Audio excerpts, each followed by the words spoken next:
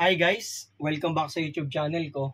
So for today, sagot tayo ng board problem again coming from the September 2017 Electrical Engineering Boards Engineering Mathematics, which is from Calculus. Pero before that, shoutout muna sa mga Lodi Cakes ko sa SIBA, si Sir Marius Monzales, si Lodi Cakes Daniel Tingzon Padilla, si Sir Alvin Batin, si Ate Pau sa reception, napaka Lodi Cakes natin yan, at saka si Kuya Jen. And maraming salamat sa mga Lodi Cakes ko na sobrang babait. And ingat po kayo palagi mga idol. So ito yung problem natin. For the formula R is equal to E over C, find the maximum error if C is equal to 20 with possible error 0.1 and E equals 120 with a possible error of 0.05.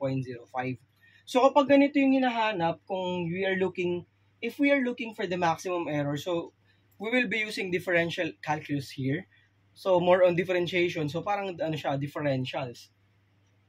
So we have R equals E over C. Okay, so anong gagawin natin dyan, Sir IJ? Kasi may mga binigay tayong possible error.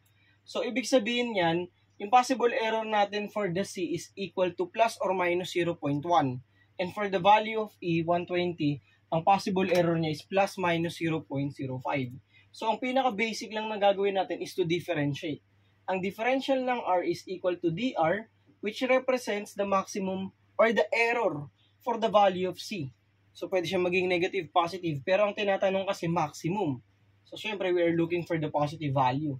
So, applying the quotient rule. So, let us recall that the derivative of U over V is equal to V du law di high minus high di law all over V squared. So, for this case, V du, so we have C, ang derivative ng E.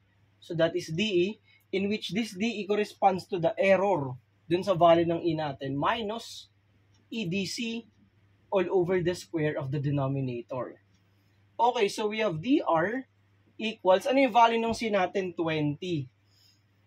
Yung DE natin is the possible error for the value of E, which is 0.05. So dahil error yan, plus or minus yan mga Lodi Cakes, positive or negative, minus E, 120, ang possible error natin for the value of C is equal to 0.1. So that is plus or minus 0.1 all over the square of the C, which is 20 squared. Kaya lang ang hinahanap natin sa problem is maximum error. So how do we obtain a positive value on the numerator? So syempre, para magkaroon tayo ng maximum dito at the same time positive, ito, 20, gagawin natin tong positive. Kasi 20 times positive, so that's positive times positive is positive.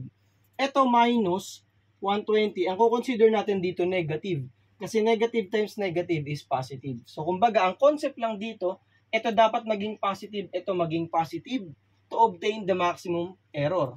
So we have dr, consider natin yung possible error na 0.05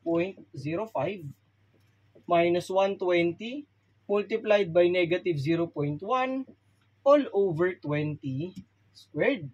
So we have, using our calculators, you can use your Canon or your Cars calculator, 20 times 0.05 minus 120 times negative 0.1, Sir IJ, all over the square of 20, in which the answer is 13 over 400 or equal to its decimal value, that is 0.0325.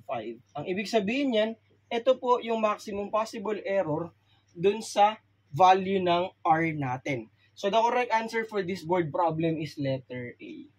So, nag-recall lang tayo basically mga Lodi Cakes na mga formula ng differentiation, and I hope may natutunan kayo for today.